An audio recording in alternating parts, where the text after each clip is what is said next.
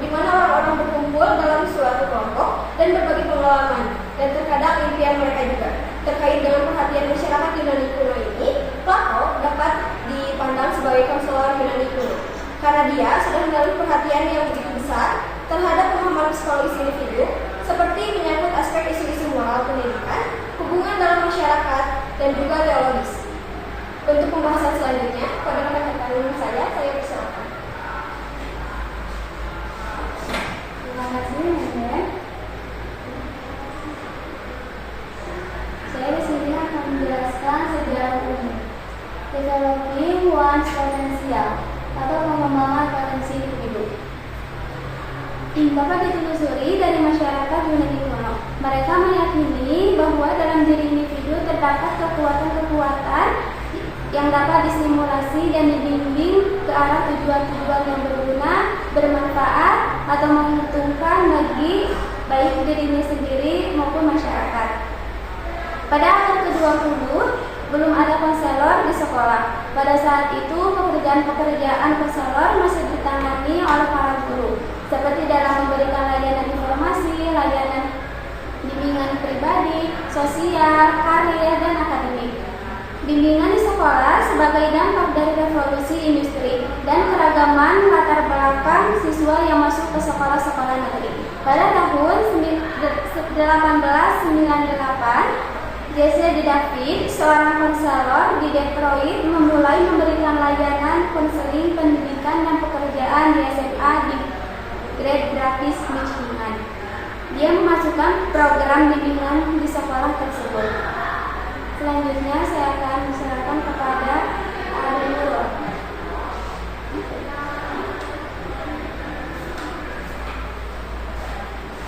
Terima kasih kepada ahli. Di sini saya akan menjelaskan perkembangan menurut para ahli. Yang pertama menurut Ellie Lippert. Jadi Ellie Lippert ini menerbitkan buku pada tahun 1906 mengenai memilih salah satu karir. Dia juga membentuk komite untuk membantu para remaja atau pemuda agar bisa menemukan kemampuannya.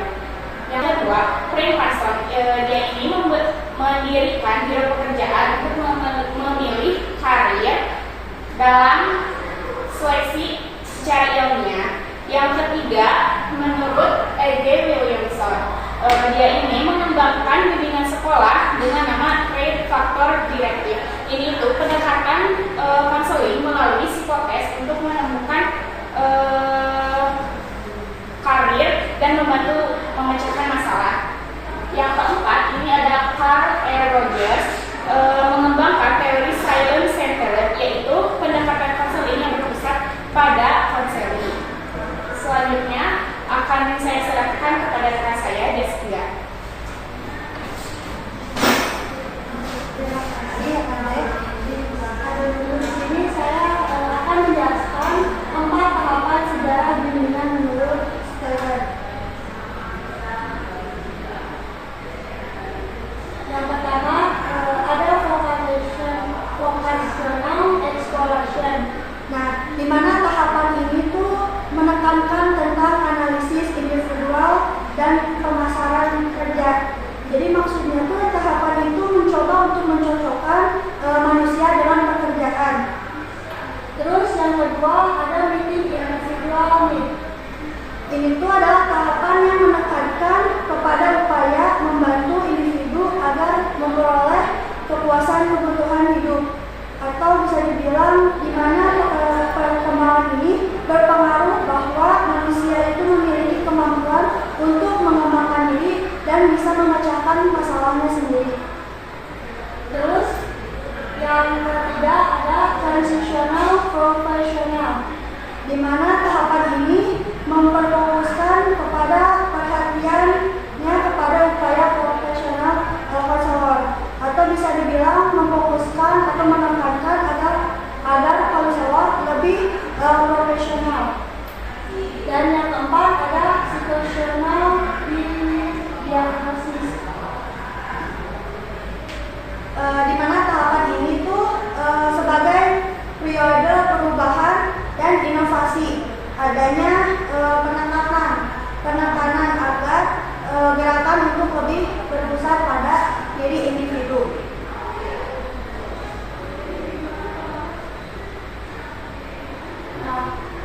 Selanjutnya ada sejarah perkembangan layanan bimbingan di Indonesia. Layanan bimbingan dan konseling di Indonesia mulai dibicarakan secara terbuka sejak tahun 1962, di mana perkembangan layanan bimbingan di Indonesia dan di Amerika itu berbeda. Misalnya di perkembangan layanan bimbingan di Amerika dimulai dari usaha perorangan dan pihak swasta, kemudian berangsur-angsur menjadi usaha pemerintah. Sementara di Indonesia, perkembangan ini dimulai dengan kegiatan di sekolah dan usaha-usaha pemerintah. Hal ini juga bisa ditandai dengan adanya perubahan sistem pendidikan di SMA.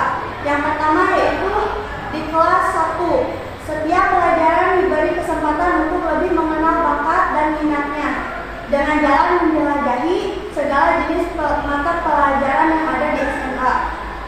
Yang kedua, ada dengan mempengaruhi aturan kenaikan kelas dan bahan-bahan catatan dalam aturan pribadi setiap murid. Nah, yang ketiga ada untuk kepentingan tersebut, maka pengisi kartu pribadi murid itu hanya akan bisa dilaksanakan sekelilingnya.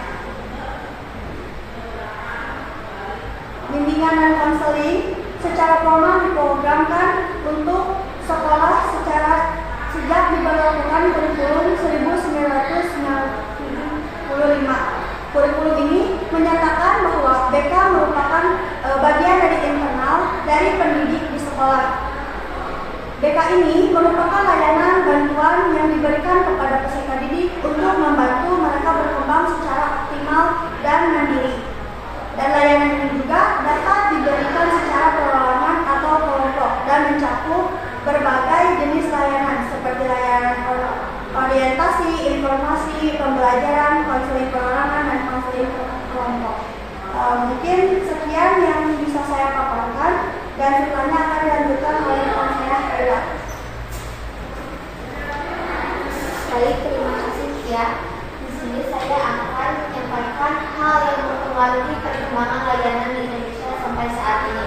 Perkembangan bimbingan dan konseling di Indonesia telah mengalami peningkatan seiring dengan tuntutan masyarakat untuk layanan pendidikan yang lebih baik.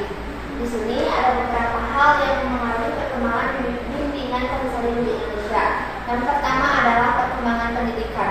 Dalam beberapa tahun terakhir, pendidikan di Indonesia mengalami peningkatan dan layanan bimbingan konseling menjadi peran penting dalam layanan pendidikan.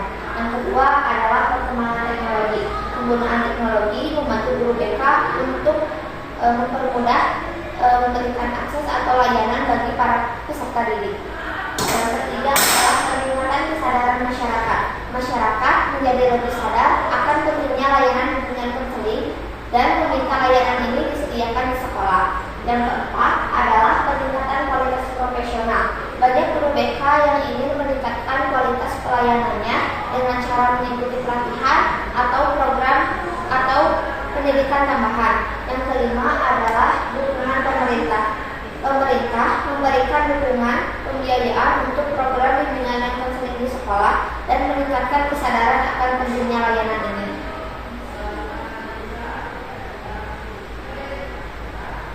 Perkembangan layanan bimbingan dan konseling di sekolah.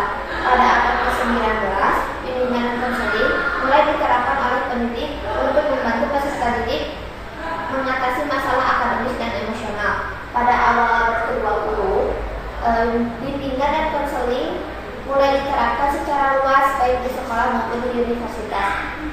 Yang ketiga, periode setelah Perang Kedua, bimbingan dan konseling mulai diterapkan secara luas di sekolah untuk membantu peserta didik mengatasi masalah emosional dan sosial yang berhubungan dengan perang. Pada era modern, bimbingan dan konseling mulai menjadi bagian dari sistem pendidikan dan kesehatan mental di sekolah. Selanjutnya akan dikembalikan kepada Aden dulu.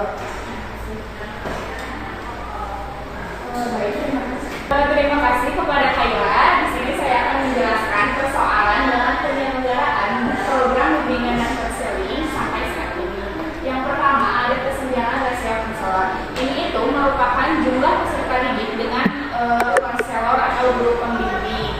Dalam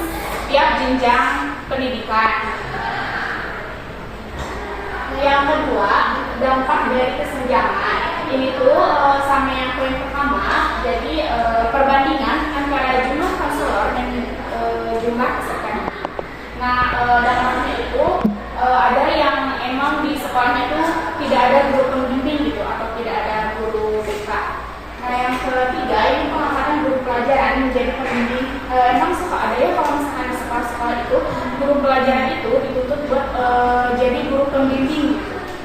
Nah, yang ketiga ada bimbingan dan konseling.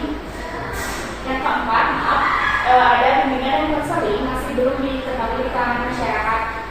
Memang ini tuh pada dasarnya masyarakat belum familiar dengan adanya bimbingan dan konseling ini gitu.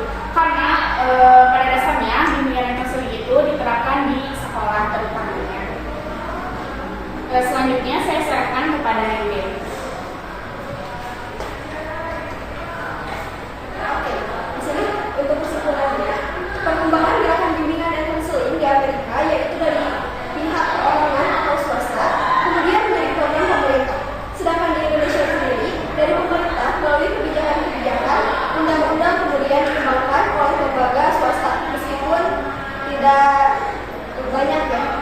Terus tidak ada pertemuan yang abadi karena yang datang akan tinggi dan yang hadir akan hilang. Namun semoga dengan kita belajar lapisan historis ini, kita akan tetap mengenal dan mengerti sejarah-sejarah yang terdahulu. Tidur nyenyak di atas ranjang, air mengalir di kolam ikan. Presentasi kali ini tidak terlalu panjang, namun semoga